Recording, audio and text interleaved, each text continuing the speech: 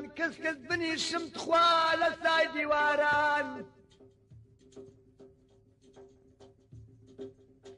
ڕۆ لە زنجری لە گەردن چون گوناهکاران. ئەحمەد مەحموود ناسراو بە ئەحەی خولەسنەی لە ساڵی 1923 لە گەڕەکی سەرشەقام لە شاری سلێمانی لە خێزانێکی هەژار و دەست کورد لەدایک بووە. لە سەرەتادا دەخرێتە حوجرە بۆ خوێندنی قورئانی پیرۆز. لەبەر هەژاری وازی لە خوێندن هێناوە و دەستی بەکارکردن کردووە. ئەحەی خولەسنەی لە شاری سلێمانی ژنی هێناوە و خاوەنی 4 کوڕ و 2 کچ بووە. لە ساڵی 1953دا دەستی بەکاری هونەری کردووە. ئەلێن سەمایە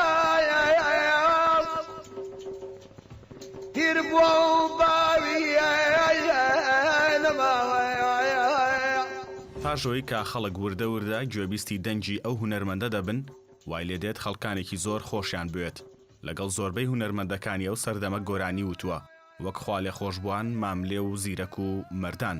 هونەرمەند ئەحمەد شەماڵ دۆستایەتێکی نزیکی لەگەڵ هونەرمەند حەسەن زیرەکدا هەبوو و وەک خۆی وتوێتی هەر کاتێک زیرەک سەردانی عێراقی بکردایە سەری لە ئێمەش دەدا و ماوەیەک لە لامان دەمایەوە و چەندین ئاهەنگمان بەیەکەوە دەگێڕا، بەڵام بەداخەوە ئەو ئاهەنگانە تۆمار نەکراون. دەتوانین بڵین ئەحمەد شەماڵ بۆشایەکی گەورەی لە هونەری کوردیدا پڕ کردوێتەوە، تاکە هونەرمەندیشە کە باسی ژیانی خۆی دەکات و زۆر لە گۆرانەکانی ڕنگدانەوەی ژیانی خۆیەتی و چەند چیرۆکێکی هەیە و لە شانۆی مەتادا ڕۆڵی سەرەکی دەبینێت. حەیرانبێژێکی زۆر کارامە بووە، هەرچەندە ئەم هونەرمەندە لە ژیانیدا گرنگی پێنەدراوە و دەبینن لە ماڵاندا کارە هونەرەکانی ئەنجام داوە، بەڵام بەو شێوەیەش توانی ئەستێرێکی گەشت بێت لە ئاسمانی مۆسیقا و هونەری کوردیدا.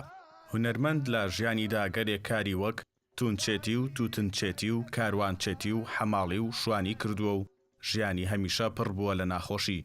ئەگەر بۆ ساتێک گوێمان لە دەنگ و گۆرانەکانی ئەم هونەرمەندە گرت بێ، ئەوە بۆمان دەردەکەوێت کە لە چ ڕەوشێکدا ژیاوە و چەند هەژار بووە و هەر ئەم هەژاریە ژوای کردووە کە گۆرانی بڵێ و هەمیشە گلەی لە چارەنووسی خۆی و سکاڵایی لە چەرخی گەردوون کردووە.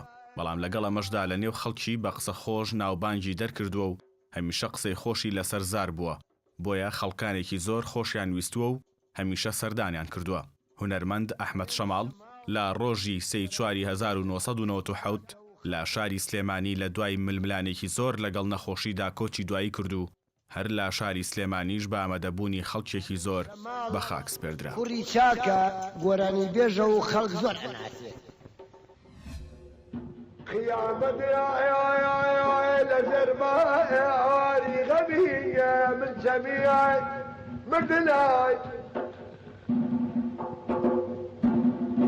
مردنای یای چاترە و لە پارەکەمیای